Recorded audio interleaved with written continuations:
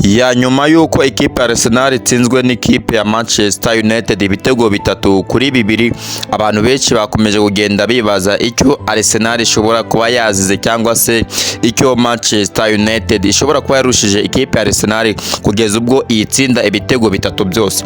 Ngiye gufasha kukwereka impamvu zitarimye ikipe ya Manchester United yagomba gutsinda ikipe ya Arsenal. Mbere yuko rero tuza kuri izo statistike, reka manze mbabwire uyu munyakameroni bamwita Bryan Mbeumo yaje kuba aba umunyafrika wa 12 utsinze ibitego 50 muri Premier League. Reka tuze hagati y'ikipe ya Arsenal ndetse n'ikipe ya Manchester United. Gusa manze kukwibutsa ko nimba ari ubwa mbere ugeze kuri YouTube channel ndasaba kuza ukanda subscribe kugira ngo ubutaha uzajye ubona amakuru nk'aya mu gihe mu buryo kibukoroheye. So reka nze dutangire.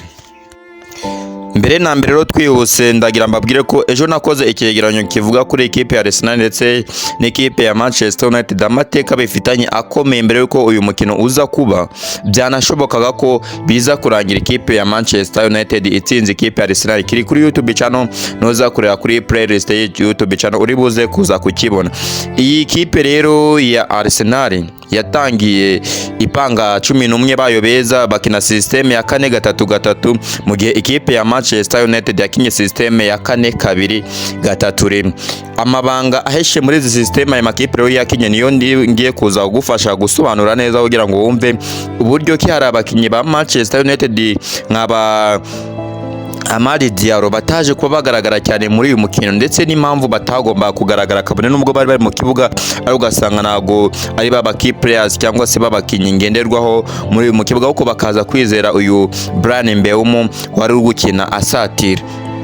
Mbere na mbere ndagira mbabwire ko nimba ikipe ya Arsenal yakinye 4-3-3, no kuvuga ko iri buzo kinisha aba defenseurs 4, aba mediateurs 3 ndetse inatakishe impande ku ruhande bakoresheje abataka 2-3, kuko bakinye 4-3-3, mediateurs 3 ndetse bakatakisha n'abakinyi 3 mo hagati. Mu gihe ikipe ya Manchester United yo yaje gukina 4-2-3-1, no kuvuga hagati irakinisha aba mediateurs imba mu byumva neza ni 5, aba defenseurs 4 2-3 n'aba defenseurs 5, no kuvuga ati imbere y'aba defenseurs 4 hari abandi 2 mo hagati, nanone imbere y'abakaza ari abandi 3 bameze nk'abasatira gusa ku ruhande rw'imbere nk'ubusatirizi bakatakisha umukinyo.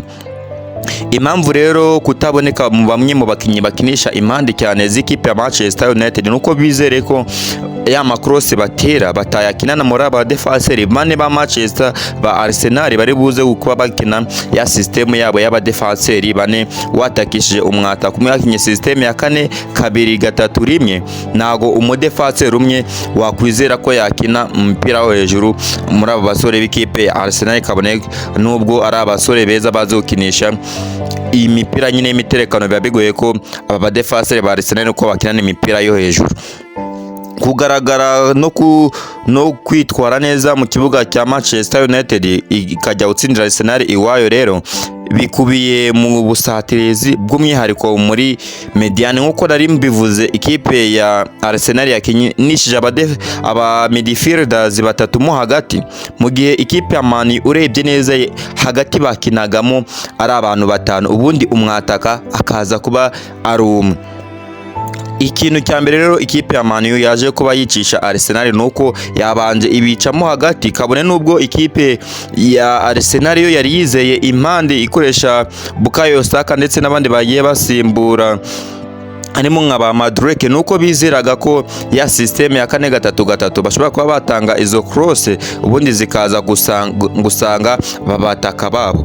Gusa babataka ubwo bari ari 3 bari bahagaranye n'aba defenseurs 4 ba Man, kuko nabivuze biri buze kujyana na system bakinye. Man yari yakinye 4 aba defenseurs 4, mu gihe abataka ba Arsenal bo yagomba kuba ari 3.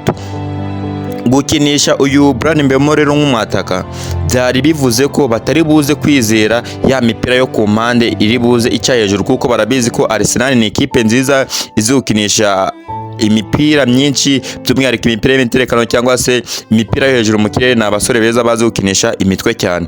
Gusa impamvu bataje gukinisha nk'uyu muntu bita Amadi Diallo ngo agaragare cyane muri uyu mukino atera amakrose cyangwa se azamuka cyane, nuko bari bizeye ko ahantu bari buze guturutsa igitego kuri ya Arsenal ntago ari mu mpande cyangwa se ngo uretse igitego cy'umutwe, no, bari bizeye ko bari buze kuyatakiramo hagati, ubundi haza kubonekamo icyuho uyu mwataka Bryan Mbeumo akaza gutsinda. Kandi byaje kuba kuko ku makosa y'umudefenseur wa Arsenal yakoze, uyu Bryan Mbeumo yaje kuba acenga garedi, ubundi aterekamo igitego cye cya 50 mu irushanwa rya Premier League.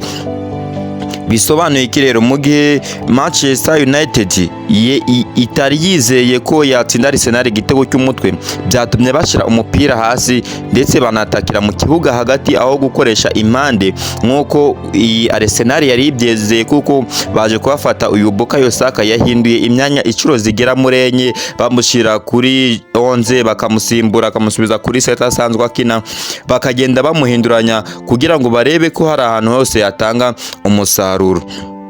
Ikindi nanone ngarutse ku bintu byabaye hanze y'ikibuga gato, hari umufana wari watanze prediction avuga ati ikipe ya Arsenal iraza gutsinda ikipe ya Manchester United byibuze ibitego 4-0. ni umufana watanze iyo prediction, ariko nyuma y'uko match yari irangiye uyu mugabo bita Amadi Diallo yahise yikozaho ari playing. Uwo mufana aramubwira ati rero mwiturabazi neza nta koroneri yabonetse ntabwo mushobora gukina. Uwo ni Amadi Diallo. Bivuze ngo rero mbere y'uko baza gukina n'ikipe ya Arsenal baba bayizi ko bimwe mu bintu bakwiye kuyima imipira y'imiterekano harimo amakoroneri cyangwa se n'amakufra. Ikipe ya Manchester United rero yaje kuba igerageza kwitwara neza ikima amahirwe ikipe ya Arsenal, by'umwihariko kuri ya systeme yo kubima ayo mahirwe yo kuba batera amakoroneri menshi, kuko mu gihe bose bateraga kone ikipe ya Arsenal yazigateza akavuyo ntabwo ushobora kumenya ngo umuntu utsinda ninde. Ikindi kintu rero cyaje kuba kiba kuri uyu mukinyi Bryan Mbeumo kuza kuva mu kibuga kwe asimbujwe bakamusimbuza Okunya. Uyu Matheus Okunya kuza muri ikipe byatumye ikipe ya Man U abantu bose bavuga ati no, Bryan Mbeumo ko ari umukinnyi mwiza watsinze igitego akaba gikomeje kwitwara neza. Gusa nimba muri neza Bryan Mbeumo imbaraga ze zamaze kubanye ku buryo no gusatira harawe yirukankanya umupira, gusa aza kugera imbaraga zashize awusubiza inyuma uwawuteye umupira yawuteye hanze. Icyo kintu rero cyo Bryan Mbeumo kuba atirukankanya umupira ngo ugeze mu poto abe yatsinda ikindi gitego ni ikintu kijyanye na speed. Ikindi nago Mbeumo nubwo ari umukinnyi mwiza ushobora kuba aterera umupira kure hoya. Kuzana rero uyu Okunya ufite ibitego 5 muri iyi sezo mu ikipe ya Manchester United ndetse na assist 2, ni umukinnyi ufite icyo arusha Mbeumo atari byinshi cyane. Mbeumo ni umukinnyi mwiza, ariko ikintu kijyanye na speed cyangwa se physique nago ari byinshi cyane. Kuzana rero uyu Matheus Okunya akamusimbuza uyu Mbeumo byari igitekerezo cy'umutoza cyiza cyane, kuko yizereraga muri Okunya ko ashobora kuba yakwirukanka atanakwirukanka. Ikindi ni umukinnyi ushobora kuba yaterera imipira ya kure cyane akaba yatungura umunyezamu. Aribyo danaje kubaho mu nyuma y'uko yari amusimbuye akaza kujya mu kibuga yinjiye, yaje kuba akora ibyo bari bamwitezeho, atsinda igitego cy'itsinzi ku ikipe ya Manchester United. Nagiye mbabwira statistique mukajya mugira ngo ni ibintu biraho. Ikipe ya Manchester United mu makipe mu byo bita Big Four, amakipe ane akomeye hari hirya mu Bwongereza, ntago ikipe ya Manchester United bijya bibaho kwipfa gutakaza, kuko mu mikino iheruka gukina nayo makipe akomeye hari mu Bwongereza ikipe ya Manchester United yatsinze ikipe ya Chelsea ibitego 2-1. Ikipe ya Manchester United yongera itsinda Liverpool ibitego 2-1. Ejo bundi nabwo ikipe ya Manchester United yatsinze Man City ibitego 2-0. Kuza rero igatsinda Arsenal ibitego 3-1 muri ayo makipe abari manini cyane ari muri Big Four. Urumva ikipe ya Manchester United ni ikipe ikunze kuyashobora cyane, kabone nubwo ishobora kuba yazahara igatsindwa n'andi makipe matoya, ariko kuri ubu ngubu ikipe ya Man U ni ikipe ikomeye cyane mu kwitegaho ibintu byinshi bitangaje. Nyuma rero yuko ikipe ya Arsenal yaje kuba itsindwa n'iki ikipe ya Manchester United rero byaje kurangira Arsenal ikomeje ku mwanya wa mbere n'amanota 50 ikurikirwa na Man City irusha amanota ni ukufata ubutaha rero ni ugutangira gutega Arsenal imikino byibuze ibiri kugira ngo ibe ivuye ku mwanya wa mbere kuko harimo amanota 4 mu gihe yatakaza umukino cyangwa se uwundi kawunganya nta kabuza ikipe ya Man City ishobora kuzegera imbere kuko ifite amanota 46 ku mwanya wa kabiri. Aston Villa inganya n'ikipe ya Man City amanota 46 nuko Man City iri ku mwanya wa kabiri, Aston Villa banganya amanota ku mwanya wa gatatu. Ku mwanya wa kane ni ikipe ya Man U yahise ihaza kuko ifite amanota 38 mu gihe Chelsea iri ku mwanya wa gatanu ifite amanota 37.